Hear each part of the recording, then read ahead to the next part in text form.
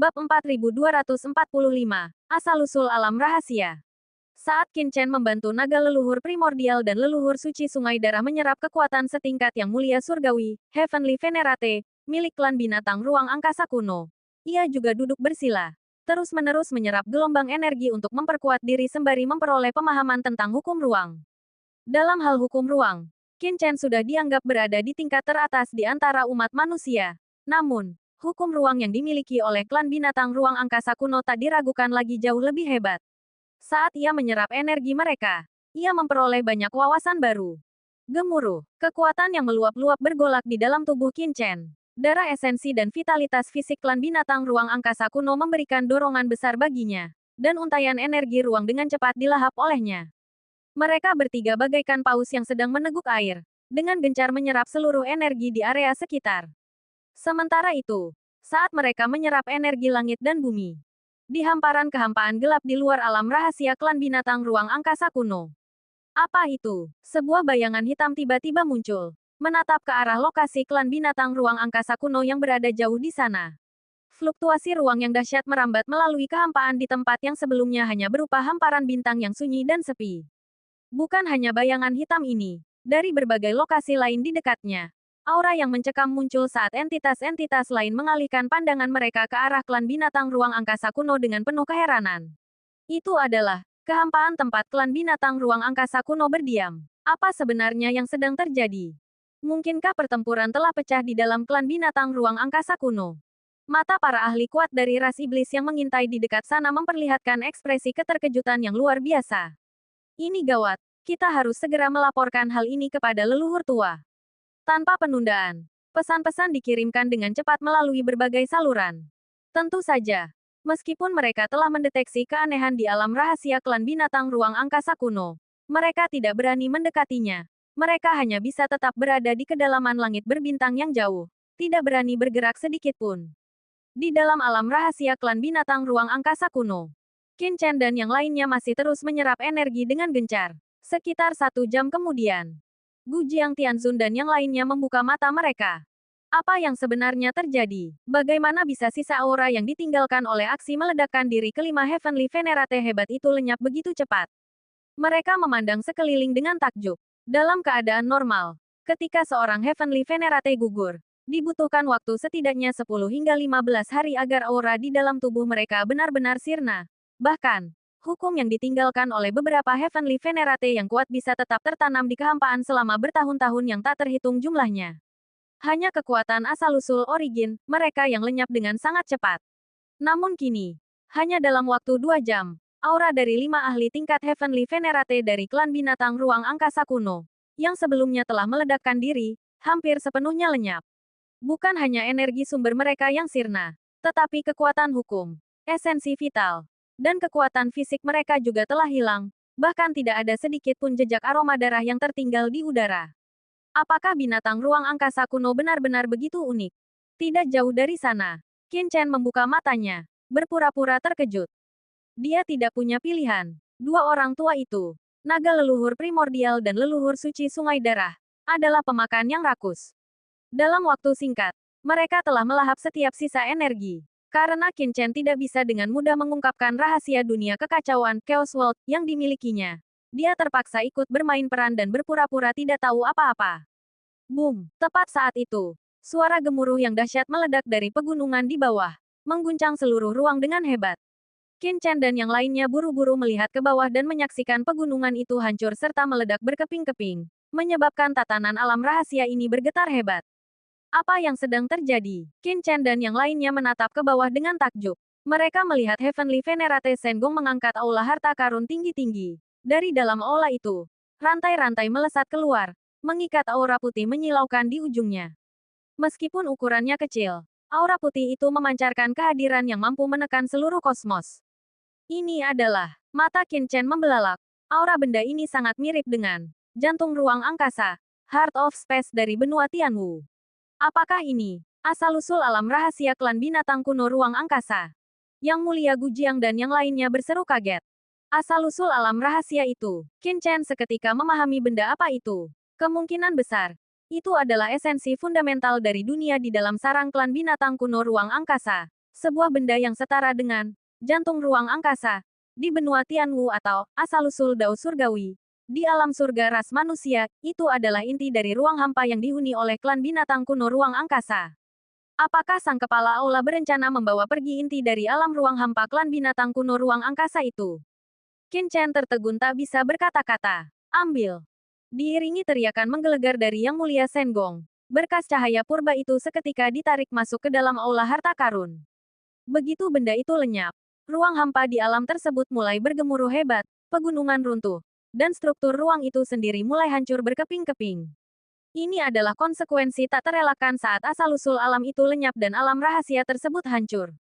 Qin Chen pernah menyaksikan pemandangan serupa saat berada di alam rahasia Yang Mulia Tiandu di dalam lautan pasang surut ruang hampa. Dipimpin oleh Yang Mulia Senggong, Qin Chen dan rombongannya segera meninggalkan wilayah klan binatang kuno ruang angkasa, dan tepat saat mereka pergi. Asteris boom. Asteris sebuah ledakan dahsyat tiba-tiba meletus. Tempat di mana Qin Chen dan rekan-rekannya tadi berdiri musnah tak bersisa. Partikel spasial yang mengerikan dan kekuatan ruang yang runtuh menyebar ke segala arah, melahap abis pegunungan luas serta wilayah sekitarnya. Qin Chen dan yang lainnya kini berada di hamparan kosmos. Sementara ledakan dahsyat, yang tampak seperti pertunjukan kembang api yang megah dan memukau, mengguncang area sejauh jutaan mil di sekitarnya. Ledakan spektakuler itu memenuhi langit dan bumi. Terlihat jelas bahkan dari jarak ratusan juta mil jauhnya. Apa itu? Ledakan tersebut seketika menarik perhatian berbagai ras dan ahli hebat di seluruh hamparan ruang angkasa yang luas. Mereka semua mengalihkan pandangan ke arah kejadian itu, diliputi rasa terkejut dan takjub. Di mata telanjang, sebuah lubang hitam spasial tiba-tiba muncul di kosmos, memuntahkan materi dalam jumlah besar yang melesat hingga jarak ratusan juta mil. Gelombang kejut yang dahsyat menghantam Senggong Tianzun dan kelompoknya, namun gagal menimbulkan cedera sedikit pun pada mereka. Ledakan itu berkecamuk selama 1/4 jam penuh, menyisakan kehampaan di tempat yang sebelumnya merupakan ruang angkasa. Ayo pergi. Senggong Tianzun melirik sekeliling dan tersenyum tipis. Dengan kilatan sosoknya, ia segera pergi sembari membawa Qin Chen dan yang lainnya. Asteris wus, wus, wus. Asteris tak lama setelah mereka pergi, berbagai sosok tiba-tiba muncul di lokasi kejadian. Saat melihat pusaran spasial yang terbentuk di sana, mereka diliputi rasa terkejut sekaligus murka. Alam rahasia klan binatang ruang angkasa kuno benar-benar telah runtuh. Hah! Sosok-sosok itu saling berpandangan. Mata mereka dipenuhi keterkejutan yang luar biasa. Cepat, segera kirim kabar kepada leluhur tua. Berita menyebar dengan cepat ke seluruh penjuru alam semesta, bagaikan badai yang mengamuk. Dalam sekejap, seluruh alam semesta dibuat tercengang. Klan binatang ruang angkasa kuno benar-benar telah musnah. Pada saat ini, di dalam alam iblis, di tengah kekacauan kehampaan yang tak bertepi, leluhur tua iblis jurang sedang berkultivasi dengan mata terpejam. Namun tiba-tiba, leluhur tua, sesuatu yang mengerikan telah terjadi. Bencana besar. Sebuah suara yang penuh ketakutan menggema di langit dan bumi. Segera setelah itu, sesosok tubuh raksasa melintasi kehampaan dan tiba-tiba turun ke wilayah kekuasaan leluhur tua. Ekspresinya menunjukkan kengerian. Suaranya gemetar, dan ia dilanda kepanikan luar biasa. Bab 4246. Kepedihan akibat penyesalan. Baru saja terlelap dalam tidur yang dalam, tanpa sempat memulihkan diri atau berkultivasi dengan layak, leluhur iblis abis kembali terbangun dengan sentakan. Rasa terkejut dan amarah meluap dalam dirinya. Namun kali ini, alih-alih memaki sosok bertubuh raksasa itu, hatinya justru mencelos. Apa yang terjadi? Mungkinkah kabar akhirnya datang dari alam rahasia markas besar Heavenworks? Cahaya dingin yang tajam memancar dari mata leluhur iblis abis saat ia dengan tergesa-gesa menuntut jawaban dengan suara tegas. Alam rahasia markas besar Heavenworks adalah masalah paling krusial saat ini, karena tidak menerima kabar selama berhari-hari. Leluhur iblis abis merasa gelisah dan terus-menerus mencemaskan kemungkinan datangnya kabar buruk dari tempat itu. Melihat sosok raksasa itu bergegas datang dalam keadaan panik, pikiran pertamanya adalah bahwa misi Supreme Sugu telah gagal. Tuan leluhur iblis abis, bukan. Ini bukan soal alam rahasia markas besar Heavenworks. Sosok raksasa itu buru-buru menggelengkan kepalanya. Apa? Leluhur iblis abis tertegun. Bukan kabar dari alam rahasia markas besar Heavenworks. Dasar tidak berguna. Leluhur iblis abis, yang beberapa saat lalu tampak cemas, seketika kembali tenang. Ia menendang sosok raksasa itu hingga terpental dan memaki dengan marah. Sampah tak berguna. Sebagai pemimpin klan iblis abis, kau kehilangan akal sehat dan panik hanya karena masalah sepele. Sikap macam apa itu? Masa depan seperti apa yang kau miliki? Ingatlah ini. Seorang pemimpin sejati harus tetap tenang bahkan jika gunung iblis runtuh tepat di depan matanya. Apa kau mengerti? Pikiran leluhur iblis abis kini benar-benar tenang. Baginya, selama Void Supreme tidak gagal dalam misinya, tidak ada hal lain yang dianggap sebagai kabar buruk. Sejujurnya, orang ini tidak memiliki ketenangan yang diperlukan. Bagaimana mungkin ia bisa berharap mewarisi tampuk kepemimpinan?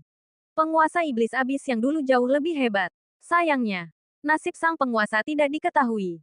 Dan tak ada seorang pun yang tahu kemana perginya dia.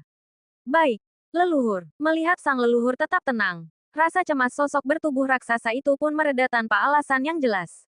Di kalangan ras iblis, sang leluhur memegang otoritas tertinggi. Jika sang leluhur tidak khawatir, maka tentu saja tidak ada alasan untuk panik. Katakanlah, ada apa? Mengapa kau begitu panik? Leluhur iblis abis bertanya dengan tenang. Ini menyangkut klan binatang ruang angkasa kuno. Sosok bertubuh raksasa itu menjawab dengan tergesa-gesa.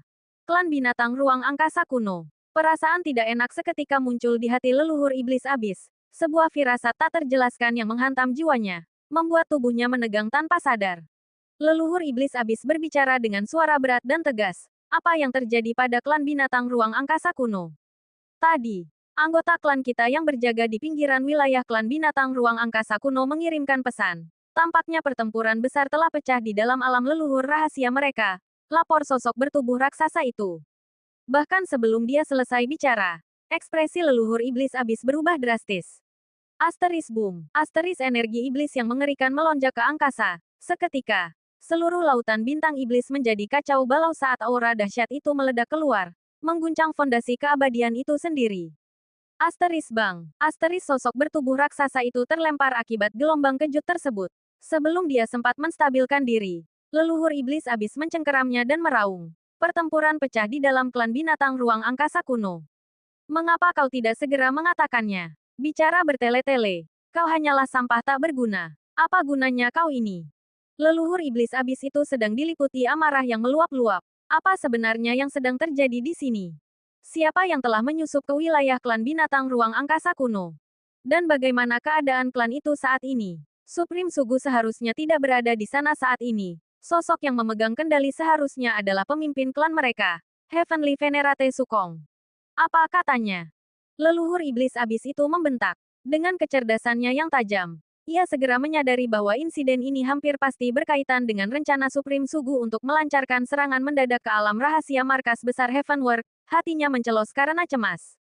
Mungkinkah ras manusia telah mengetahui bahwa Supreme Sugu membelot ke pihak ras iblis dan melancarkan serangan mendadak terhadap klan binatang ruang angkasa kuno sebagai pembalasan? Jika itu yang terjadi, Supreme Sugu pasti akan sangat murka saat kembali dari wilayah ras manusia dan tak diragukan lagi akan bertarung hidup mati melawannya.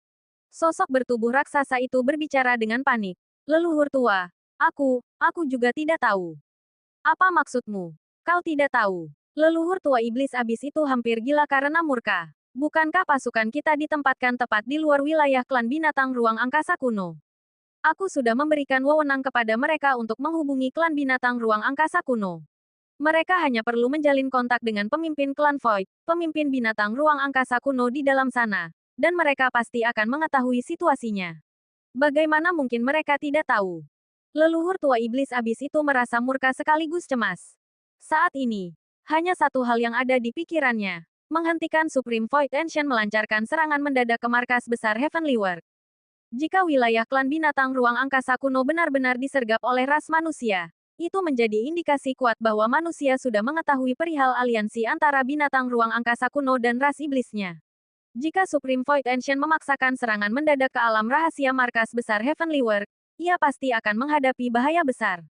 Ras manusia sudah bersiap siaga. Sosok bertubuh raksasa itu gemetar saat berbicara. Bukan karena orang-orang kita gagal menghubungi pemimpin klan Void. Melainkan, laporan yang masuk menunjukkan bahwa seluruh wilayah alam rahasia milik klan binatang kuno ruang angkasa telah runtuh total. Tidak ada satupun binatang kuno ruang angkasa yang selamat di dalamnya. Mereka semua telah lenyap. Orang-orang kita merasakan jejak aura Dao Agung yang ditinggalkan oleh seorang yang mulia surgawi yang telah gugur di dalam alam yang hancur itu. Klan binatang kuno ruang angkasa benar-benar telah tamat. Klan binatang kuno ruang angkasa benar-benar telah tamat. Leluhur tua iblis abis tertegun. Bahkan alam rahasia klan mereka pun hancur. Apakah ini berarti? Apakah ini berarti ras mereka telah musnah? Dan apa? Leluhur iblis abis memelototi sosok raksasa itu dengan campuran rasa terkejut dan amarah. Apakah orang ini mencoba membuatnya gila? Tidak bisakah dia mengatakan apa yang perlu disampaikan dalam satu kalimat saja? Selain itu, laporan dari garis depan menunjukkan bahwa mereka sempat melihat sekilas sosok kuat yang meninggalkan wilayah klan binatang kuno ruang angkasa. Sosok itu tampaknya adalah seorang ahli dari ras manusia. Ini dia gambarnya. Sosok bertubuh raksasa itu segera mengirimkan sebuah gambar kepada leluhur iblis abis. Itu Sengong Tianzun. Begitu melihat gambar tersebut, tatapan mata leluhur iblis abis berubah menjadi ganas. Dia sangat mengenali aura itu. Dia sangat akrab dengannya. Terlebih lagi, sosok-sosok di samping Sengong Tianzun juga sangat dikenalnya. Mereka tak lain adalah para wakil ketua Aula Heavenly Work yang menyandang gelar Heavenly Venerate. Dan kemudian, saat melihat Qin Chen berada di sisi Sengong Tianzun, hati leluhur iblis abis benar-benar mencelos. Sengong Tianzun, sosok raksasa itu tertegun. Bukankah dia sedang pergi mengasah kemampuannya di tempat lain? Aku mengerti sekarang. Energi iblis yang tak terbatas mulai memancar dari tubuh leluhur iblis abis. Pada saat yang sama, jemarinya bergerak cepat merangkai mantra yang rumit, disertai suara dentuman menggelegar. Gelombang energi iblis yang mengerikan melesat menembus langit dan bumi, seolah menembus sungai takdir saat ia melakukan ramalan. Sesaat kemudian, kejam, benar-benar kejam, leluhur iblis abis diliputi rasa terkejut dan amarah. Kali ini aku benar-benar diperdaya. Banjir informasi membanjiri benak leluhur iblis abis. Dan seiring berputarnya untaian kekuatan takdir, ia seketika memahami kebenaran di balik banyak hal. Bagaimanapun juga, dia adalah sosok yang sangat kuat, seorang ahli tingkat puncak Peak Supreme, yang bahkan pernah menyentuh ambang batas alam itu asteris. Tingkat kultivasinya sungguh menakutkan dan luar biasa hebat. Dia mampu melintasi sungai dari berbagai dunia dan menelusuri arus waktu itu sendiri. Awalnya dia tidak tahu apa-apa. Namun setelah menerima informasi ini dan menyaksikan penglihatan tersebut, segalanya menjadi jelas baginya. Ekspresinya menjadi semakin kelam, lalu berubah menjadi raut wajah yang ganas dan penuh kegilaan. Leluhur, sebenarnya apa yang? Sosok raksasa itu berdiri mematung karena bingung. Apa yang sebenarnya disadari oleh sang leluhur? Mengapa auranya bergejolak begitu hebat? Ah, kebencian itu, kebencian yang begitu mendalam. Asteris leluhur iblis abis memuntahkan seteguk darah dan meraung penuh amarah. Bab 4247, alam semesta bergetar. Leluhur tua, ada apa? Tolong, jangan menakutiku seperti ini. Sosok bertubuh raksasa itu tampak panik dan buru-buru melangkah maju. Dengan suara dentuman yang menggelegar, gelombang ki iblis yang mengerikan menghantam keluar. Seketika menghempaskan sosok raksasa itu hingga terpental jauh. Tubuh iblisnya retak dan darah muncrat kemana-mana. Sengong Tianzun, Xiao Yao Zizun, kalian berdua bajingan tua. Dan bocah itu. Konspirasi. Ini semua konspirasi. Sialan. Leluhur tua iblis jurang meraung ke arah langit. Gemuruh. Seluruh lautan bintang yang dipenuhi energi iblis berguncang hebat.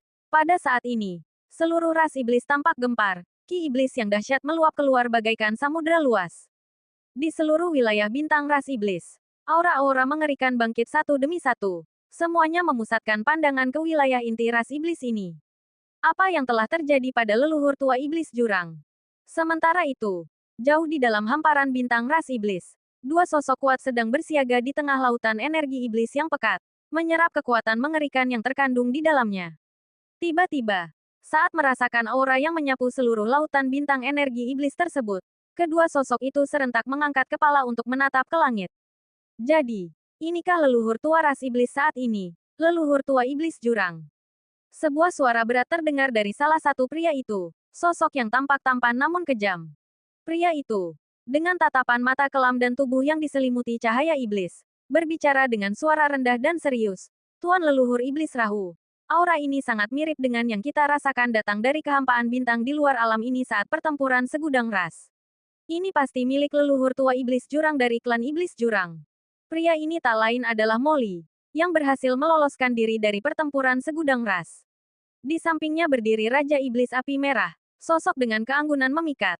Cantik bak peri surgawi. Yang menjadi pasangan kontras nan mencolok bagi Molly. Kegilaan macam apa yang merasuki leluhur iblis itu sekarang? Leluhur iblis Rahu mencibir. Meski begitu, orang itu memiliki kekuatan yang cukup besar. Auranya cukup kuat untuk disandingkan dengan auraku di masa lampau. Tentu saja, di zaman kuno, Anda pasti pernah berkuasa secara mutlak dan tak tertandingi. Tuan leluhur iblis Rahu, ujar Molly sambil tersenyum. Cukup, hentikan sanjungan itu dan kembali bekerja. Leluhur iblis Rahu mendengus dingin. Lautan Ki Iblis ini menyimpan esensi Dao Agung milik klan Iblis Laut, ras yang menempati peringkat kekuatan tingkat kedua di antara kaum iblis.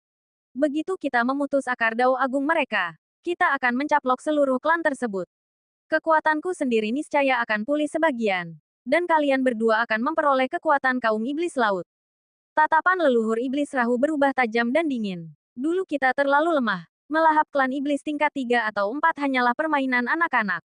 Sekarang, saat leluhur iblis abis sedang diliputi amarah dan auranya tidak stabil, adalah saat yang tepat untuk menggoyahkan fondasinya. Leluhur iblis abis. Dari segi garis keturunan, dia bahkan tidak pantas menjadi cicitku. Molly dan Raja Iblis Api Merah segera terjun ke kedalaman lautan iblis, lalu dengan cepat mulai menyatu dengan dan memahami energi yang terkandung di dalamnya. Sementara itu, di tengah hamparan energi iblis yang luas tak bertepi bak langit berbintang. Leluhur, apakah Anda baik-baik saja? Sesosok tubuh raksasa menatap dengan penuh ketakutan ke arah leluhur iblis abis, yang akhirnya mulai mereda amarahnya. Di sekelilingnya, kehampaan berbintang itu bergejolak hebat. Ruang itu sendiri telah hancur berkeping-keping menjadi aliran partikel. Dan bintang-bintang iblis meledak satu demi satu, merenggut nyawa jutaan makhluk iblis yang lemah. Langit dan bumi berada dalam kekacauan, dengan energi iblis yang mengamuk dahsyat. Leluhur iblis abis melirik sosok bertubuh jangkung itu dengan tatapan dingin dan berkata dengan nada datar nan dingin, segera kirim pesan. Perintahkan semua mata-mata ras kita di dalam Heavenly World untuk bersembunyi rapat-rapat dan berhenti menerima perintah apapun. Adapun mata-mata yang ditempatkan di alam rahasia sumber api bagian luar, perintahkan mereka semua untuk mundur. Leluhur, apa yang sedang Anda lakukan? Sosok bertubuh jangkung itu bertanya dengan tergesa-gesa. Apa yang sebenarnya terjadi pada sang leluhur? Mata-mata di dalam Heavenly World merupakan aset yang telah dibangun oleh ras iblis mereka selama ratusan juta tahun. Membiarkan agen internal menjadi tidak aktif, menolak semua perintah, dan menarik mundur agen eksternal. Bukankah itu berarti segala upaya selama berabad-abad itu akan sia-sia? Mata-mata di dalam Heavenly World sudah terbongkar. Mengenai mereka yang berada di alam rahasia bagian luar, kemungkinan besar mereka juga akan terbongkar begitu jaringan internal runtuh. Tidak ada gunanya tetap menyamar lebih lama lagi. Lebih baik manfaatkan kesempatan ini untuk menghancurkan sebagian aset Heavenly World dengan cepat dan tuntas, dengan harapan kita bisa menyelamatkan beberapa percikan untuk masa depan. Leluhur iblis abis berbicara dengan suara berat dan serius. Mereka semua sudah terbongkar, tapi Supreme Sugu masih berada di dalam alam rahasia Heavenly World. Haruskah kita? Sosok bertubuh jangkung itu ingin berkata lebih lanjut. Tidak perlu. Supreme Sugu kemungkinan besar sudah tamat. Leluhur iblis abis menghela napas. Dia sebelumnya telah menelusuri kembali Sungai Takdir. Ikatan karma yang menghubungkan klan binatang kuno ruang angkasa dengan ras iblisnya telah putus. Kemungkinan besar, Supreme Sugu sudah dianggap mati. Hahaha, sebuah rencana yang telah dirancang selama ratusan juta tahun, hancur dalam sekejap. Menarik, sungguh menarik. Dengan tatapan mata yang kelam, leluhur iblis abis tiba-tiba tertawa terbahak-bahak. Leluhur, apa maksudnya ini? Sosok bertubuh jangkung itu kebingungan. Sesaat yang lalu sang leluhur murka, lalu batuk darah. Dan sekarang, tiba-tiba, dia tertawa. Kau, pergilah dan lakukan itu segera. Baik, sosok bertubuh jangkung itu segera pergi. Qin Chen, menarik. Tatapan leluhur iblis abis berubah menjadi ganas. Dengan kemunculanmu di era ini, aku sangat ingin melihat apa sebenarnya yang membuat segalanya berbeda. Sementara itu, setelah leluhur iblis abis mengetahui peristiwa di sini, kabar mengenai hancurnya wilayah leluhur klan binatang ruang angkasa kuno mulai menyebar dengan cepat ke seluruh penjuru alam semesta. Namun, karena lokasi wilayah leluhur mereka sangat dirahasiakan dan hanya diketahui oleh segelintir klan lain, berita tersebut hanya beredar di kalangan ras-ras tingkat atas. Kabar itu belum sampai memicu reaksi dari berbagai ras yang tak terhitung jumlahnya. Meski demikian, di antara ras-ras kuat yang memang mengetahui lokasi klan binatang ruang angkasa kuno, berita tersebut menimbulkan kehebohan luar biasa. Apa? Wilayah leluhur klan binatang ruang angkasa kuno telah hancur. Asteris boom. Asteris di lautan tulang milik klan tulang. Yang Agung Myriad Bond tiba-tiba bangkit berdiri. Matanya dipenuhi rasa ngeri dan terkejut. Apa sebenarnya yang telah terjadi? Mungkinkah ini ada hubungannya dengan masalah yang melibatkan Heavenly Work? Yang Agung Myriad Bond merasa murka sekaligus cemas. Klan Serangga, klan hantu. Begitu mendengar kabar tersebut, Kaisar Serangga dan Yang Agung Evil Ghost juga menunjukkan ekspresi terkejut dan marah. Sebagai pihak-pihak yang mengetahui informasi orang dalam, mereka tentu memahami situasi tersembunyi di balik kehancuran klan binatang ruang angkasa kuno. Di hamparan langit berbintang yang tak bertepi, Sengong Tianzun dan rekan-rekannya, dalang di balik seluruh peristiwa ini, sama sekali tidak menyadari betapa besarnya dampak dari tindakan mereka. Dipimpin oleh Sengong Tianzun, kelompok tersebut, termasuk Gujiang Tianzun, kembali ke alam rahasia markas besar Heavenly Work dalam waktu 3 hari. Gujiang Tianzun, mulai sekarang aku serahkan urusan alam rahasia markas besar ini kepadamu. Sengong Tianzun tersenyum saat menurunkan mereka. Tuan Kepala Aula, apakah Anda tidak ikut kembali? Kelima orang itu, termasuk Gujiang Tianzun, bertanya dengan tergesa-gesa. Hehe, aku dan Qin Chen masih memiliki urusan penting yang harus diselesaikan. Sengong Tianzun tersenyum tipis. Setelah kalian kembali, kalian berlima bisa mendiskusikan segala hal yang berkaitan dengan Heavenly Work.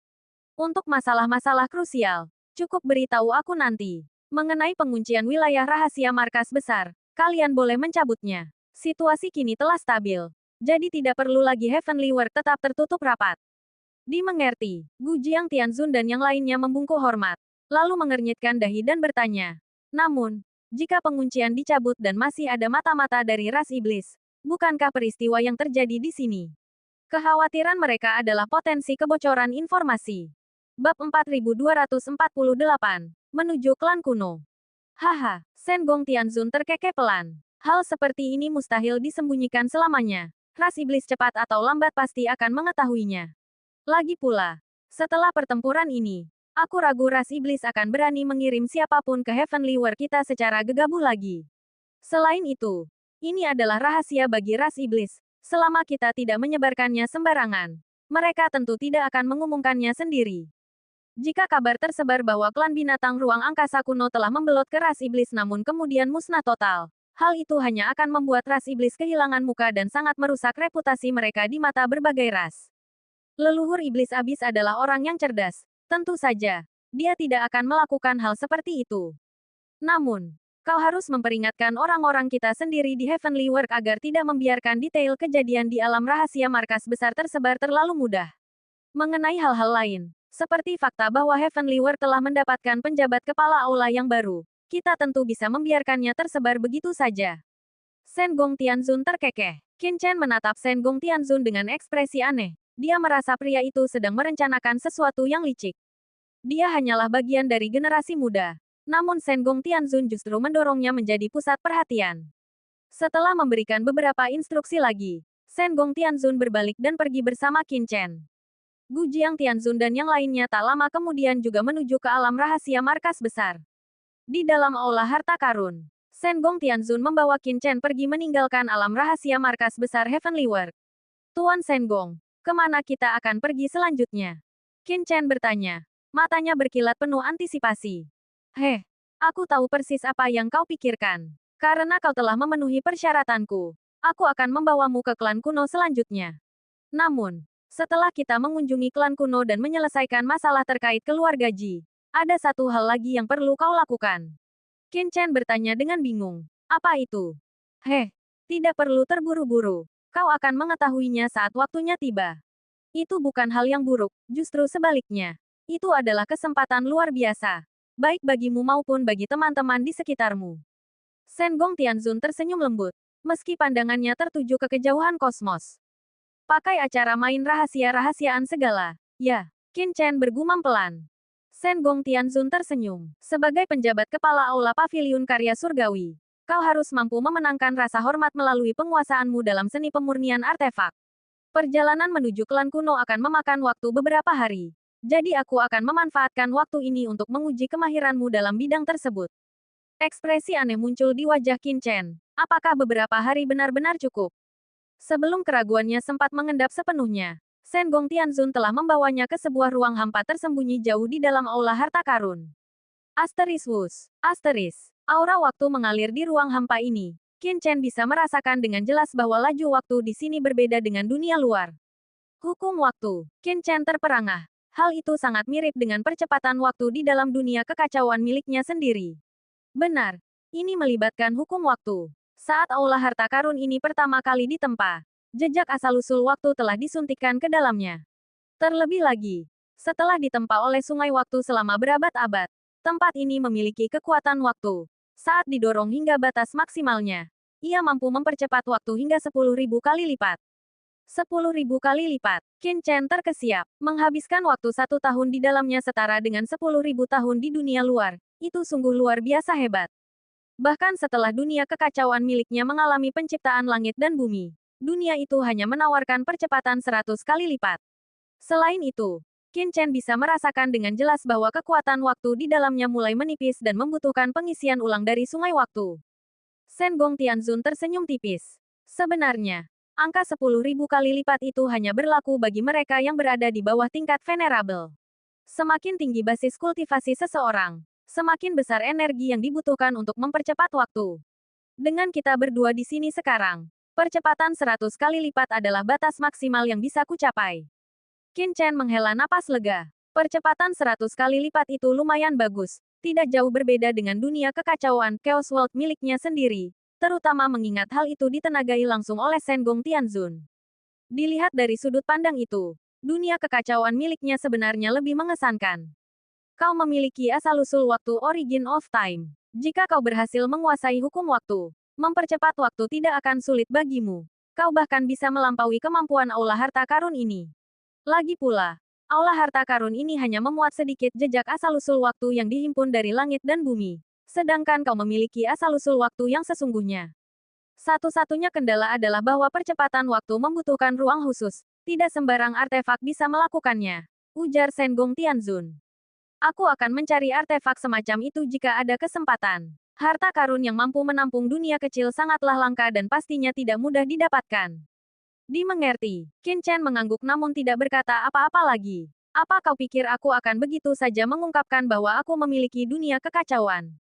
Tetaplah rendah hati. Aku harus tetap rendah hati. Saat Heavenly Venerate Sengong berbicara, dia membawa Qin Chen masuk ke wilayah yang dipenuhi aliran cahaya bintang.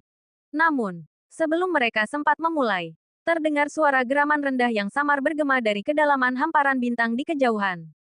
Ekspresi Qin Chen sedikit berubah saat dia menoleh. Jauh di dalam kehampaan bintang yang tak bertepi itu, dia bisa merasakan berbagai aura yang tertahan namun menggelegar penuh amarah. Heavenly Venerate Sengong segera melambaikan tangannya, menutupi bagian kehampaan itu agar tidak terlihat. Tuan Sengong, itu adalah penjara aula harta karun. Di sanalah Heavenly Venerate Void dan klan binatang ruang angkasa kuno ditahan. Oh, dan semua mata-mata ras iblis dari Heavenly War kita juga dipenjara di sana. Heavenly Venerate Sengong terkekeh pelan. Tuan Sengong, bagaimana dengan anggota klan binatang ruang angkasa kuno? Tanya Qin Chen dengan ragu. Meskipun klan binatang ruang angkasa kuno tergolong kecil, mereka tetaplah sebuah ras tersendiri yang memiliki banyak ahli serta populasi yang besar. Qin Chen tahu bahwa seluruh klan itu telah ditangkap oleh Balai Harta Karun. Namun ia tidak tahu bagaimana Yang Mulia Sengong menangani mereka. Apakah beliau membunuh mereka semua? Atau apakah hatimu melunak? Yang Mulia Sengong menoleh. Tatapannya berubah tajam dan dingin. Pada saat itu, auranya terasa ganas dan mengintimidasi. Layaknya dewa pembantaian. Tidak, Qin Chen menggelengkan kepalanya. Ia hanya merasa penasaran dan sedikit iba. Namun hatinya tentu saja tidak melunak. Baguslah kalau begitu. Yang Mulia Sengong mengangguk dengan tatapan dingin. Di antara berbagai ras, tidak ada ruang untuk belas kasihan. Hari ini, memang Heavenly World milikulah yang memusnahkan klan binatang ruang angkasa kuno itu. Namun, tahukah kau apa yang akan terjadi seandainya Supreme Void Ancient berhasil menembus alam rahasia markas besar Heavenly World kita? Yang Mulia Sengong mendongak. Kilatan dingin melintas di matanya. Aku khawatir setiap makhluk hidup di dalam alam rahasia markas besar kita akan berakhir menjadi santapan Supreme Void Ancient. Sekadar makanan di piringnya. Dan kau pun pasti akan tewas. Pada saat itu, ekspresi Yang Mulia Sengong tampak menerawang jauh ke masa lampau. Matanya menyiratkan jejak kenangan dan rasa pedih. Dulu, Saat ras iblis menginvasi markas besar artisan kita, apa hasilnya? Miliaran nyawa di markas besar kita melayang. Demi melindungi kita, leluhur tua kita membakar esensi kehidupannya sendiri untuk binasa bersama musuh, sehingga berhasil menyelamatkan sebagian kecil dari warisan kita. Namun, meski demikian, markas besar artisan, yang dulunya megah, luas, dan dipenuhi murid-murid, berubah menjadi abu, miliaran nyawa musnah dalam sekejap. Bab 4249. 4 klan besar dari alam kuno. Dan itu sebenarnya adalah hasil yang penuh belas kasih. Dulu, saat ras iblis menginvasi alam surga milik ras manusia dan menghancurkan berbagai dunia, hampir separuh rakyat kita yang tak berdosa tewas. Apakah ras iblis menunjukkan belas kasihan saat itu? Apakah berbagai ras lainnya menunjukkan belas kasihan? Oleh karena itu, dalam perang antar ras, tidak ada ruang untuk belas kasihan. Ini adalah masalah hidup dan mati. Kau yang mati, atau aku. Shen Gong Tianzun berbicara dengan nada tegas dan dingin, seolah sedang menasihati Qin Chen, atau mungkin mengingatkan dirinya sendiri. Hati Qin Chen bergetar, dan ia mengangguk tanpa sadar. Ia tidak hidup di era itu, jadi pemahamannya tentu tidak sedalam Shen Gong Tianzun. Namun, ia pernah mengalami invasi ras iblis asing ke benua Tianwu dan tahu betapa mengerikannya perang antar ras. Ekspresi Shen Gong Tianzun melunak. Tentu saja, meskipun tidak ada ruang untuk belas kasihan dalam perang ras, tidak perlu ada pembantaian membabi buta atau penumpukan utang darah jika hal itu tidak benar-benar diperlukan. Ambil contoh klan binatang ruang angkasa kuno. Nasib mereka yang berada di tingkat venerabel ke atas masih harus diputuskan. Tetapi bagi mereka yang berada di bawah tingkat itu, jika mereka bersedia tunduk pada ras manusia kita, aku tentu akan mengampuni nyawa mereka agar mereka bisa mengabdi pada kita. Namun, klan binatang ruang angkasa kuno, sebagai sebuah entitas mungkin akan lenyap, sebaliknya. Mereka akan menjadi ras yang diperbudak oleh kita. Sepenuhnya menjadi bawahan kita sampai mereka benar-benar berasimilasi ke dalam ras manusia kita. Baiklah, mari kita bahas seni pemurnian artefak sekarang. Akselerasi waktu diaktifkan di ruang tersebut. Dan Qin Chen segera mulai bertukar wawasan dengan Shen Gong Tianzun. Meskipun penguasaan Qin Chen dalam penempaan artefak sangat luar biasa, hal itu bergantung pada siapa dirinya dibandingkan dengan penempa artefak biasa. Qin Chen, yang telah mewarisi warisan istana penambal surga, tentu saja berada di kelas tersendiri. Namun, jika dibandingkan dengan Shen Gong Tianzun, seorang ahli tingkat atas yang mewarisi warisan bengkel pengrajin artisan workshop kuno, masih terdapat kesenjangan yang cukup besar. Salah satu alasannya adalah kemampuan Shen Gong Tianzun untuk menempa artefak tingkat Heavenly Venerate dengan sangat mudah. Ia adalah satu-satunya ahli di surga saat ini yang mampu menempa artefak semacam itu dengan leluasa. Ahli lain, seperti Gu Jiang Tianzun, mungkin bisa mencoba menempanya. Namun kemampuan mereka masih kalah jauh dalam berbagai aspek. Shen Gong Tianzun tidak langsung mengajari Qin Chen teknik penempaan. Sebaliknya, ia mengajak Qin Chen berdialog dan melakukan sesi tanya-jawab untuk mengukur sejauh mana pemahaman pemuda itu mengenai seni tersebut. Melalui interaksi ini, Shen Gong Tianzun merasa takjub. Qin Chen memiliki wawasan luar biasa mengenai prinsip-prinsip dasar penempaan artefak. Bahkan Shen Gong Tianzun pun diam-diam merasa kagum dengan aspek-aspek tertentu dari pemahaman Qin Chen. Hal ini sebagian besar disebabkan oleh fakta bahwa Qin Chen telah mewarisi warisan istana penambal surga Asteris Heaven Mending Palace Asteris, menyaksikan kelahiran dunia kekacauan, Asteris Chaos World Asteris, serta mengalami berbagai keajaiban di dalam myriad fenomena Divine Treasury Asteris. Ada pepatah yang mengatakan, menguasai satu prinsip berarti menguasai segalanya. Dan banyak kebenaran mendalam yang terkandung dalam kesederhanaan hakiki aturan Heavenly Dao Asteris. Dalam hal ini, Qin Chen melampaui banyak ahli penempaan artefak tingkat atas. Ambil contoh Ling Feng Tianzun, penjaga situs warisan bengkel pengrajin sekaligus seorang ahli penempaan yang hebat. Wawasannya mengenai hakikat kehidupan masih kalah jauh dibandingkan dengan wawasan Qin Chen. Tentu saja, dalam hal pengalaman praktis penempaan, Qin Chen masih jauh tertinggal dibandingkan Ling Feng Tianzun maupun berbagai wakil kepala aula di bengkel pengrajin. Pemuda ini sungguh luar biasa. Shen Gong Tianzun menatap Qin Chen dengan perasaan takjub yang mendalam. Baru saat itulah ia benar-benar memahami alasan Xiao Yao Zizun memintanya untuk menjaga Qin Chen dengan saksama, serta mengapa Qin Chen mampu memperoleh warisan istana penambal surga. Meskipun tingkat kultivasi Qin Chen masih tergolong rendah, dalam aspek-aspek tertentu, kemampuannya sungguh mencengangkan.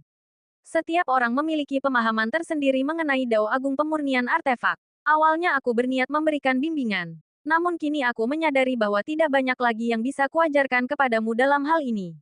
Bukan berarti kau telah melampauiku dalam seni pemurnian, melainkan, pada tingkatmu saat ini, jalanku tidak lagi cocok untukmu. Kau harus merintis jalanmu sendiri ke depan. Jika pemahaman Qin Chen mengenai Dao Agung pemurnian artefak masih dangkal, Shen Gong Tianzun tentu bisa memberikan petunjuk dan referensi untuk membantunya menghindari jalan memutar yang tidak perlu. Namun, interaksi mereka menunjukkan bahwa pemahaman Qin Chen tentang pemurnian artefak tidak kalah hebatnya dengan miliknya sendiri. Dao Agung dapat bercabang menjadi berbagai jalur yang berbeda. Setiap orang memiliki wawasan uniknya masing-masing. Jika Shen Gong Tianzun memaksakan pemahamannya sendiri tentang Dao Agung pemurnian artefak kepada Qin Chen pada tahap ini, hal itu justru akan lebih banyak mendatangkan kerugian daripada manfaat. Meski demikian, dalam percakapan mereka, Shen Gong Tianzun juga menyadari bahwa meskipun pemahaman konseptual Qin Chen luar biasa, keterampilan praktis pemurniannya masih kurang, ia bahkan belum mampu menguasai banyak teknik dasar yang diperlukan pada tingkat venerable. Qin Chen ibarat seorang ahli pengrajin yang telah menghabiskan waktu bertahun-tahun mempelajari teori di akademi, fasih dan berpengetahuan luas secara prinsip, namun masih kurang dalam hal teknik praktik langsung. Yang kau butuhkan saat ini adalah pengalaman pemurnian. Namun, itu bukan masalah. Pengalaman adalah sesuatu yang akan meningkat secara alami seiring dengan latihan yang terus-menerus. Celestial Master Shen Gong berkata sambil tersenyum. Qin Chen sangat menyadari kelemahannya sendiri. Oleh karena itu, dengan bantuan Celestial Master Shen Gong, ia mulai melakukan pemurnian artefak secara terus-menerus. Ia melakukan pemurnian siang dan malam, mengasah keterampilan pembuatan artefaknya. Proses semacam itu menghabiskan material tingkat venerable dalam jumlah yang mencengangkan. Dan seberapa langkakah material tingkat venerable itu? Bahkan faksi papan atas seperti Istana Dewa Bintang, Stargate Palace kemungkinan besar tidak akan mampu membiarkan Qin Chen menggunakannya tanpa batasan. Namun, Qin Chen kini menjabat sebagai penjabat kepala Aula Heavenly Work dan menerima bimbingan pribadi dari Celestial Master Shen Gong. Mengingat status Shen Gong Tianzun serta kekayaan yang telah ia kumpulkan selama masa yang tak terhitung lamanya, ia mampu menyediakan material apapun yang dibutuhkan Qin Chen seketika itu juga, memastikan persediaan untuk proses pembuatannya tidak pernah habis. Gemuruh, di dalam kehampaan Aula Harta Karun, Qin Chen mulai menempa satu demi satu artefak tingkat venerable. Sementara itu, saat Qin Chen dan rekan-rekannya sedang dalam perjalanan menuju klan kuno. Klan kuno, wilayah keluarga Ji. Meskipun klan kuno termasuk dalam ras manusia, mereka memiliki garis keturunan yang diwariskan dari zaman dahulu kala. Akibatnya, mereka telah memisahkan wilayah klan mereka dari alam surga manusia, dan hanya mempertahankan beberapa kediaman luar serta properti serupa di alam tersebut. Justru karena itulah, ketika alam surga manusia yang kuno runtuh, wilayah klan kuno tetap utuh tanpa kerusakan sedikit pun. Sedangkan berbagai poster depan mereka di dalam alam surga manusia hancur satu demi satu. Inilah alasan mengapa Qin Chen tidak dapat menemukan tanah leluhur keluarga Ji di alam surga selatan. Tanah leluhur sejati klan Ji tidak terletak di alam surga selatan, melainkan di dalam wilayah klan kuno. Hanya terdapat sebuah lorong dimensi yang menghubungkan wilayah klan kuno dengan alam surga selatan, yang memungkinkan perjalanan di antara keduanya. Saat ini, di dalam wilayah keluarga Ji dari klan kuno, suasana hening yang mendalam menyelimuti udara. Alam kuno, tempat tinggal klan kuno, sangat luas dan tak bertepi. Mempertahankan karakteristik lingkungan dari era primordial dan dipenuhi oleh aliran energi kacau, chaotic energy. Alam kuno adalah tempat yang berbahaya, penuh dengan ancaman dan dihuni oleh binatang buas primordial dari masa lampau. Wilayah keluarga Ji terletak di sudut yang relatif terpencil di alam ini. Di masa lalu, keluarga Ji pernah bersaing memperebutkan kekuasaan melawan keluarga Xiao di dalam alam kuno. Pada akhirnya, keluarga Ji menderita kekalahan telak dan ditekan oleh keluarga Xiao. Klan tersebut terpecah menjadi dua faksi. Satu faksi membelot ke keluarga Xiao, sementara faksi lainnya diburu dan hampir musnah sepenuhnya. Saat ini, keluarga Ji menempati peringkat terendah di antara 4 klan kuno besar. Pada saat ini, di dalam sebuah kediaman di wilayah keluarga Ji. Saat itu tengah malam, Ji Ruyue menatap diam-diam ke kejauhan melampaui cakrawala. Matanya dipenuhi rasa rindu. Bab 4250. Sang Santa dari Klan Ji. Setelah dibawa kembali ke klan kuno oleh para ahli dari klan Ji, Ji Ruyue menyadari bahwa situasinya jauh dari kata sederhana. Meskipun klan Ji tidak mengatakan apapun kepadanya atau Ji Wuxue saat mereka kembali, hanya membiarkan mereka kembali ke kediaman pribadi masing-masing. Jiru Yue paham betul bahwa pasti ada masalah yang sangat penting di balik keputusan klan memanggil mereka pulang dari Heavenly World. Namun, hal ini belum tentu merupakan sesuatu yang baik. Berdiri di dekat jendela, Jiru Yue menatap keluar. Chen, sebenarnya di mana kau berada? Hatinya dipenuhi rasa khawatir dan rindu. Sejak berpisah di prefektur Guanghan di alam surga, Jiru Yue kehilangan kabar tentang Qin Chen. Dia dan Yu Qiansui telah memasuki markas Heavenly World di medan perang segudang klan untuk menjalani ujian, serta menyaksikan secara langsung pembantaian brutal di medan perang tersebut. Kemudian, saat gudang harta ilahi segudang fenomena terbuka, meskipun mereka tidak dapat memasuki gudang utama untuk berlatih, mereka berhasil mengakses salah satu alam rahasia tambahan di bagian luar dan mencapai peningkatan kekuatan yang mencengangkan. Setiap orang dalam kelompok mereka telah berhasil menembus alam human venerable, khususnya Ji Wuxue, yang mengalami lonjakan kekuatan luar biasa setelah masa akumulasi yang panjang, hingga mencapai puncak alam human venerable. Akan tetapi, di sanalah mereka bertemu dengan anggota klan kuno, yang menyebabkan identitas mereka terbongkar dan diketahui oleh keluarga mereka. Akibatnya, saat dalam perjalanan kembali ke Heavenly World, dia dicegat oleh anggota keluarga Ji dan dibawa kembali ke kediaman mereka. Meskipun Heavenly World adalah faksi papan atas di kalangan umat manusia, klan kuno merupakan kekuatan unik tersendiri. Walaupun jarang muncul di hadapan publik dan tidak banyak diketahui dunia luar, mereka sebenarnya memiliki status luar biasa dan kekuatan yang sangat besar, serta tergolong sebagai faksi super di antara umat manusia. Namun, posisi keluarga Ji di dalam klan kuno agak ganjil, dan menjadi sumber kekhawatiran. Jiru Yue menghela napas panjang lalu memejamkan mata untuk berkultivasi. Saat ini, satu-satunya hal yang bisa ia lakukan adalah terus meningkatkan kekuatannya. Di dalam faksi seperti keluarga Ji, seseorang membutuhkan kekuatan pribadi agar memiliki suara yang benar-benar diperhitungkan. Sementara itu, di Aula Dewan Agung keluarga Ji, beberapa ahli yang memancarkan aura menakutkan sedang duduk bermeditasi. Di posisi terdepan duduk seorang pria tua, tak lain adalah kepala keluarga sekaligus leluhur keluarga Ji saat ini, Ji Tianyao. Tianqi, sampaikan pendapatmu. Alam semesta sedang dilanda kekacauan. Belum lama ini, pertempuran besar meletus di medan perang segudang ras. Kabarnya, bahkan leluhur iblis abis turut campur secara diam-diam. Menurut pandanganku, kedamaian yang telah kita jaga sekian lama kemungkinan besar akan segera hancur. Begitu perang besar-besaran pecah, klan kuno kita akan sulit untuk tetap tinggal di pinggiran. Mengingat pengkhianatan keluarga Xiao, mereka pasti akan mendorong keluarga Ji ke garis depan untuk dijadikan umpan meriam.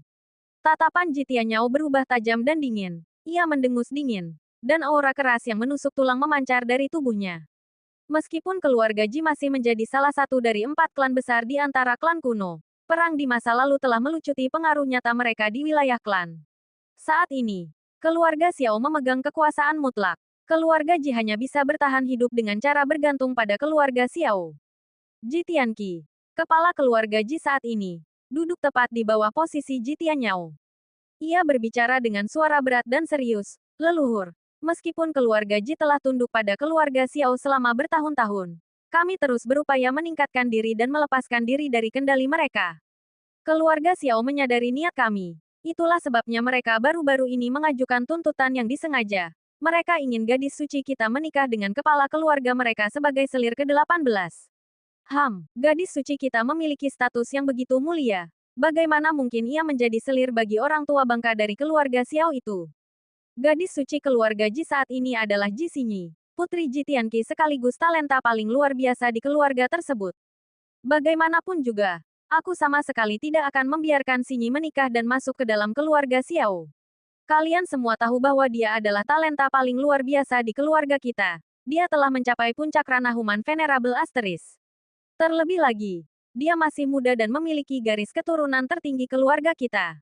Jika kita membiarkannya menikah dengan keluarga Xiao, klan kita benar-benar akan tamat. Kita tidak akan pernah bisa melepaskan diri dari kendali mereka.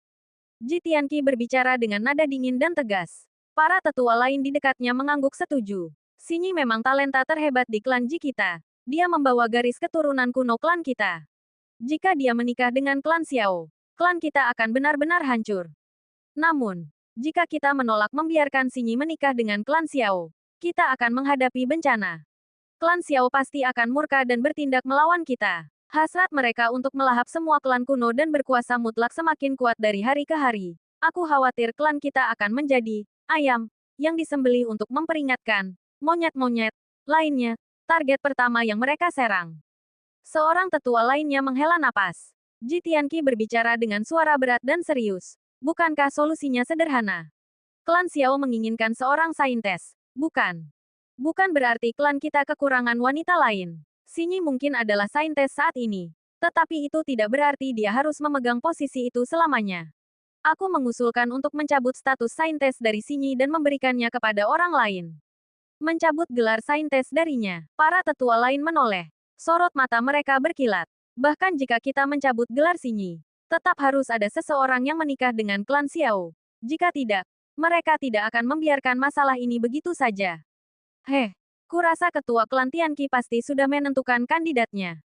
Seorang tetua terkekeh pelan. Para tetua lainnya mengangkat alis. Raut wajah mereka menunjukkan bahwa mereka mulai mengerti. Ji Tianqi mengangguk dan berkata, "Leluhur, benar sekali, aku sudah memiliki kandidat pilihan dalam pikiranku." Oh, Ji Tianyao menoleh ke arahnya. Dia adalah Jiru Yue, sosok yang naik dari alam bawah, ujar Ji Tianqi. Dia adalah anggota klan kita dari dunia luar dan tidak memiliki ikatan mendalam dengan keluarga utama di sini. Terlebih lagi, dia berasal dari garis keturunan khusus masa lalu itu. Awalnya, mengingat tingkat kultivasinya hanya berada di tahap Saint Lord, aku khawatir menyerahkannya kepada keluarga Xiao akan menimbulkan ketidakpuasan. Mereka mungkin mengira kita hanya sekadar ingin menyingkirkannya atau memberikan barang, buangan, kepada mereka. Namun, siapa sangka setelah meninggalkan klan kita, dia justru menjalin hubungan dengan Heavenly World dan memasuki myriad fenomena Divine Treasury. Dia bahkan berhasil menembus ke tingkat venerable karenanya. Dengan tingkat kultivasi seperti itu, jika kita menyerahkannya kepada kepala keluarga Xiao sebagai selir, dia tidak akan punya alasan untuk mengeluh. Si tua bangka Xiao Tianxiong itu mempraktikkan ilmu terlarang. Dia sudah membunuh cukup banyak selir. Mengirim Jiru Yue ke sana bisa menjadi caranya untuk berkontribusi bagi klan kita.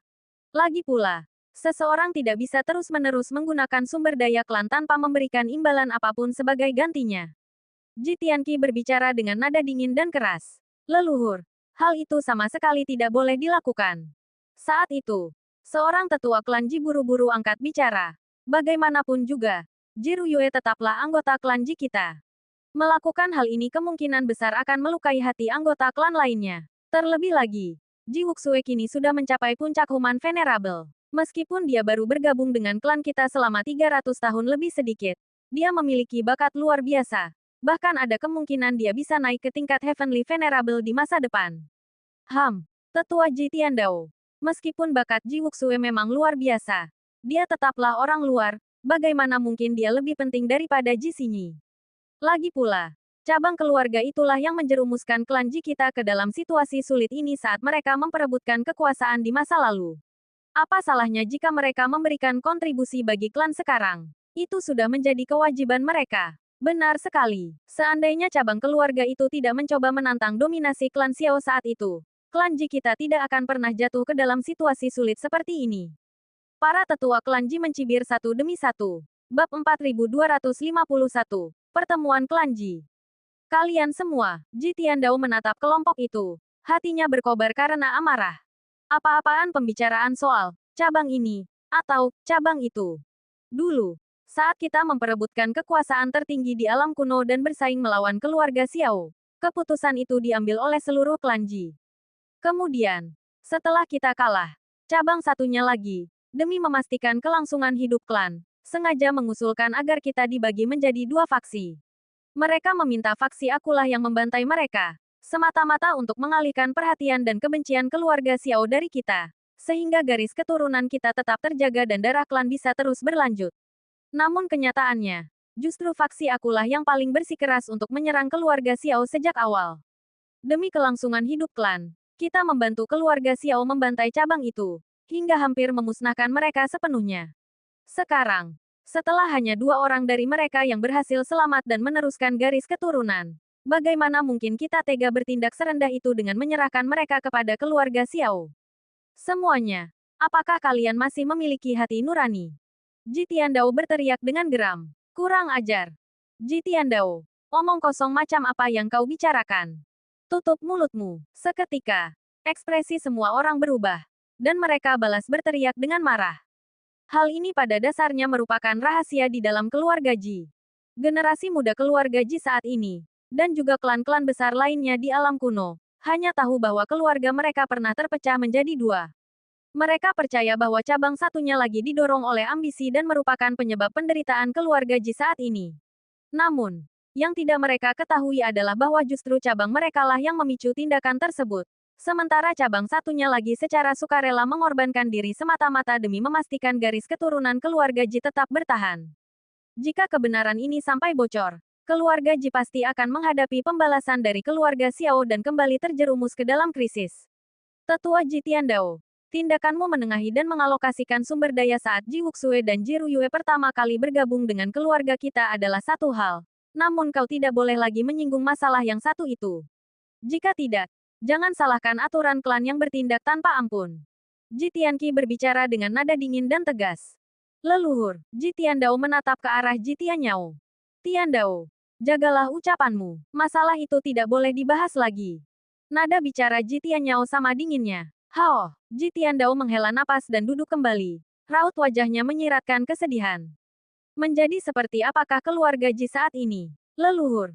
Ji Tianqi menatap Ji Tianyao. Ji Tianyao merenung sejenak sebelum mengangguk. Kalau begitu, mari kita lakukan sesuai usulan Tianqi. Cabang keluarga itu memang telah banyak berkorban demi klan Ji di masa lalu. Kini saat klan menghadapi krisis, jika mereka mengetahuinya, mereka kemungkinan besar akan dengan sukarela berkorban sekali lagi. Karena itulah situasinya. Biarkan Ji Ruyue memberikan kontribusi bagi klan Ji. Baik, kepala klan. Ji Tianqi sangat gembira. Kepala klan. Ekspresi Ji Tiandao berubah. Dan dia buru-buru angkat bicara. Meskipun Ji Ruyue adalah murid klan Ji kita, dia juga telah bergabung dengan Tian Gongzuo. Jika Tian Gongzuo sampai mengetahuinya, Ji Tiandao, apa kau sudah gila? Ji Tianqi mendengus dingin. Tatapannya tampak kelam. Ji Ruyue bahkan bukan seorang pemurni artefak. Dia hanya bergabung dengan jajaran luar Tian Gongzuo. Status apa yang dimiliki oleh murid luar? Mengapa Tian Gongzuo mau turun tangan demi orang seperti itu? Lagi pula, bahkan jika Ji Ruyue adalah murid inti Tian Gongzuo, lantas kenapa? Dia adalah murid klan Ji terlebih dahulu. Afiliasinya dengan Tian Gongzuo hanyalah nomor 2. Meskipun Tian Gongzuo memegang posisi luar biasa di antara umat manusia, itu hanya karena faksi-faksi besar manusia dan berbagai ras lain membutuhkan artefak yang mereka tempa. Sebagai klan kuno, mengapa klan Ji harus memedulikan artefak Tian Gongzuo? Tidak perlu kita memusingkan pendapat mereka. Ji Tianqi berbicara dengan nada yang sangat meremehkan. Tian Gongzuo adalah faksi manusia kuno. Namun klan Ji adalah klan kuno yang menjunjung tinggi martabat mereka sendiri. Wajar saja jika mereka tidak terlalu memedulikan Tian Gongzuo. Tapi Yang Mulia Shen Gong memiliki tingkat kultivasi yang luar biasa. Dan dia memiliki hubungan erat dengan penguasa tertinggi Xiao Yao, ujar Ji Tiandao dengan suara berat. Kau takut menyinggung keluarga Xiao. Tapi apakah kau tidak takut menyinggung Yang Mulia Shen Gong? Hahaha, Ji Tianqi mencibir. Status macam apa yang dimiliki Yang Mulia Shen Gong? Mengapa dia mau turun tangan demi Ji Ruyue? Dan seandainya pun dia melakukannya, lantas kenapa? Yang Mulia Shen Gong hanyalah seorang Yang Mulia Surgawi. Dia tidak lebih dari anjing peliharaan penguasa tertinggi Xiao Yao. Apa yang perlu ditakutkan? Mengenai penguasa tertinggi Xiao Yao, dia hanyalah manusia rendahan yang naik dari alam bawah. Coba pikirkan klan kuno kita. Kita melacak garis keturunan kita hingga ke klan kekacauan primordial. Jika kita bisa menyatukan alam kuno, sudah menjadi kehendak umum bagi kita untuk menjadi penguasa tertinggi umat manusia. Mengapa kita harus memedulikan pendapat penguasa tertinggi Xiao Yao? Klan kuno melacak warisan mereka hingga ke zaman dahulu kala. Meskipun secara teknis mereka adalah manusia, mereka sangat membanggakan garis keturunan mereka yang luar biasa. Itulah sebabnya mereka disebut klan kuno, dan senantiasa memandang diri mereka dengan penuh kebanggaan. Bagi faksi-faksi manusia biasa, penguasa tertinggi Xiao Yao adalah sosok yang setara dengan makhluk surgawi. Ia dipuja dan dihormati oleh banyak kekuatan, baik dari ras manusia maupun berbagai ras lainnya. Namun, di mata faksi-faksi manusia kuno seperti klan kuno, ia hanyalah seorang pendatang baru yang bangkit dari alam bawah, sosok yang mereka pandang rendah dengan penuh penghinaan. Ras manusia adalah milik mereka, alam surga adalah milik mereka. Mengapa ada pihak luar yang harus ikut campur? Akan tetapi, mengingat penguasa tertinggi Xiao Yao saat ini memiliki kekuatan yang melampaui batas alam dan ras manusia bergantung padanya untuk menghadapi ras iblis, faksi-faksi kuno tersebut menahan diri untuk tidak menyuarakan keberatan. Kenyataannya, klan-klan kuno tertentu, seperti klan Xiao, menyimpan ketidakpuasan yang cukup besar terhadap penguasa tertinggi Xiao Yao. Sebuah sentimen yang diwakili oleh salah satu tetua agung mereka yang sangat disegani. Mereka hanya tidak berani mengambil tindakan terhadapnya. Baiklah, masalah ini sudah diputuskan. Tidak perlu ada pembahasan lebih lanjut. Segera bawa Jiru Yue, Ji Xinyi, dan yang lainnya ke sini. Kita akan mengadakan pertemuan seluruh anggota klan untuk mencabut status gadis suci dari Ji Xinyi dan menyerahkannya kepada Jiru Yue, lalu mengumumkan keputusan tersebut kepada seluruh klan. Ji Tianyao berbicara dengan suara yang berat dan penuh wibawa. Dimengerti. Kepala klan, Ji Tianqi sangat gembira. Ji Tiandao menghela napas dalam hati namun tetap diam. Dengan tekad kepala klan Ji Tianyao untuk melindungi Ji Xinyi, serta persetujuan dari kepala klan Ji Tianyao sendiri dan para tetua lainnya, apalagi yang bisa ia katakan. Meskipun ia adalah seorang tetua dengan peringkat yang mulia surgawi Asteris Heavenly Venerate, ia tidak memiliki peluang untuk menentang sosok-sosok seperti kepala klan dan leluhur agung klan tersebut. Keluarga Xiao tidak meminta gadis suci keluarga Ji kita tanpa menawarkan kompensasi apapun. Mereka tetap tidak berani memutuskan hubungan sepenuhnya dengan kita. Namun kekuatan kita saat ini masih di bawah mereka. Jadi kita juga tidak bisa menyinggung perasaan mereka. Ji Nanan, pergilah dan bernegosiasilah dengan keluarga Xiao. Mereka boleh mengambil gadis suci kita. Tetapi mereka tentu tidak bisa membawanya pergi tanpa memberikan sesuatu sebagai imbalan. Ji Tianyao berbicara dengan suara yang berat dan serius. Dimengerti. Kepala klan, tetua Jinanan segera menerima perintah tersebut. Ji Tiandao kembali menghela napas panjang yang menyiratkan keletihan. Sementara itu, jauh di dalam kediaman keluarga Ji, Ru Yue sedang tekun berlatih. Sejak kembali ke keluarga Ji, ia merasakan firasat aneh akan adanya bahaya yang mengintai, yang mendorongnya untuk terus berupaya meningkatkan kekuatannya. Nona Ru Yue, kepala keluarga memanggil Anda ke aula pertemuan. Saat itu juga, terdengar suara yang lantang dari luar pintu. Itu adalah salah satu pelayan wanita Ru Yue. Sudah selarut ini, ada urusan apa? Ji Ru Yue sedikit mengernyitkan dahi. Saya tidak tahu pasti, Nona. Namun kepala keluarga dan para leluhur semuanya hadir di sana. Jadi pastilah ini masalah yang sangat penting. Pelayan itu menjawab dengan sikap hormat namun tenang. Pelayan ini ditugaskan oleh keluarga Ji untuk melayani Ji Ru Yue. Meskipun secara lahiriah tugasnya adalah mengurus kebutuhan sehari-hari, peran tersebut sebenarnya juga mengandung unsur pengawasan.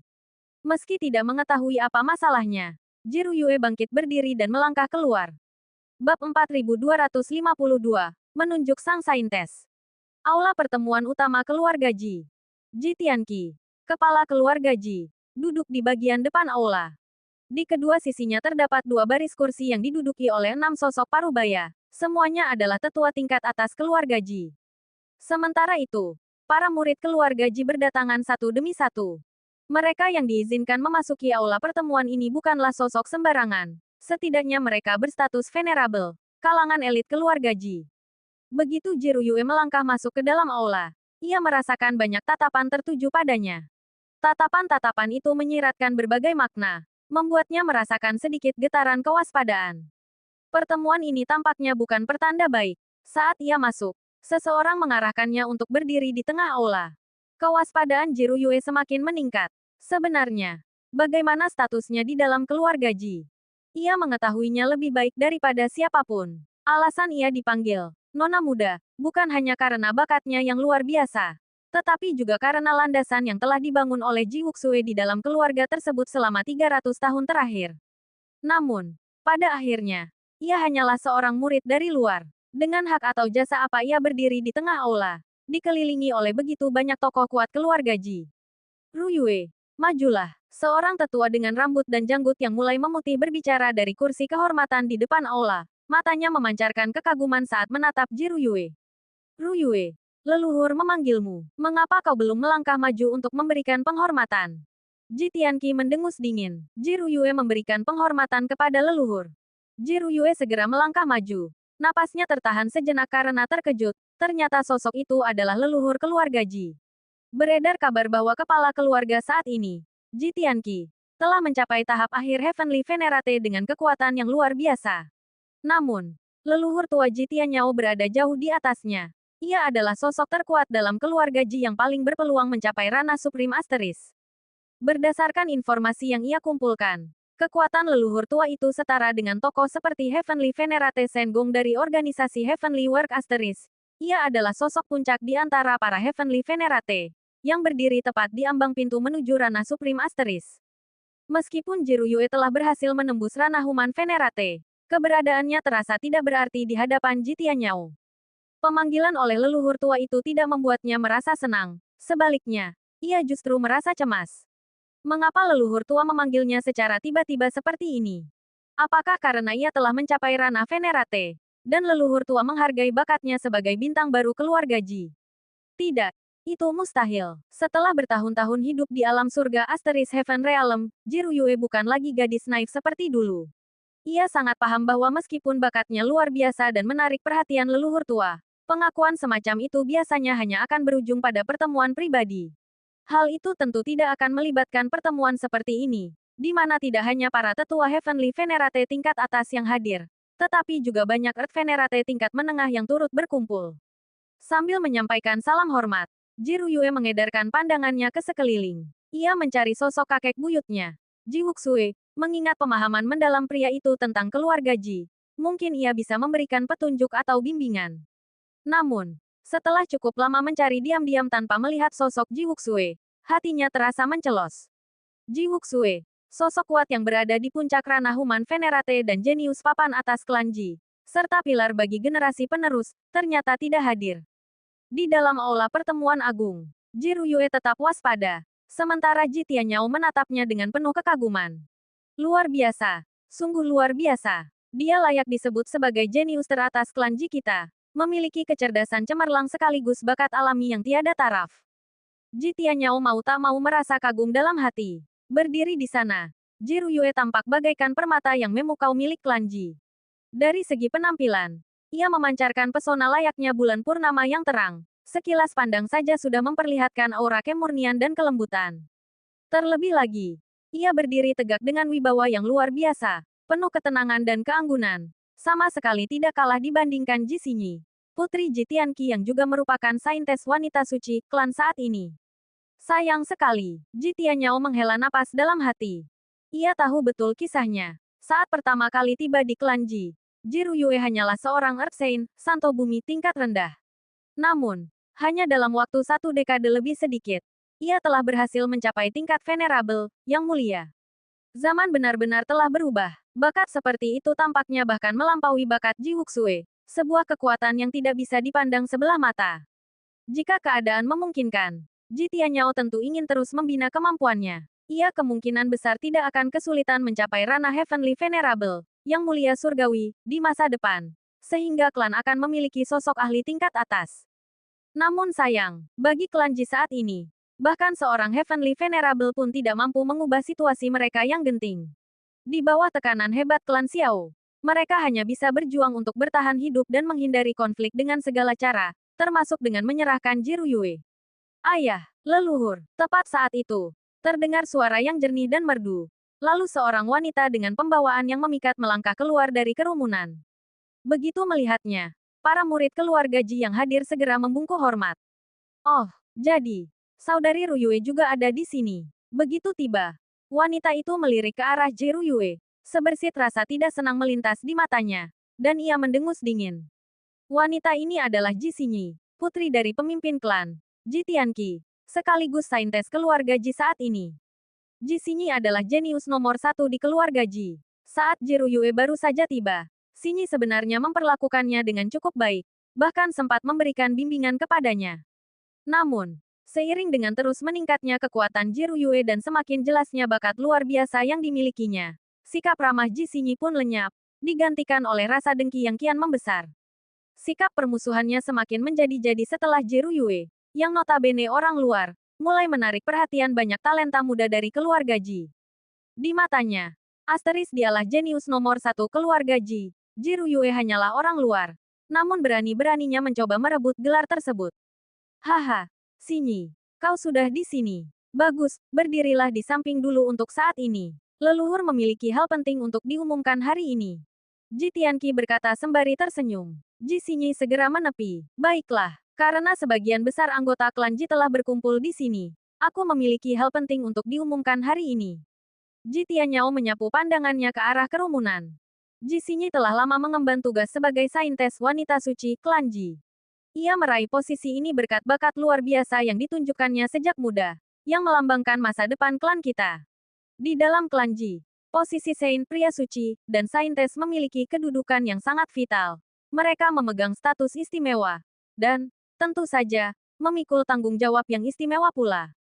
Saat Ji Tianyao berbicara, terdengar suara bisik-bisik yang menyebar di tengah kerumunan orang di bawah sana.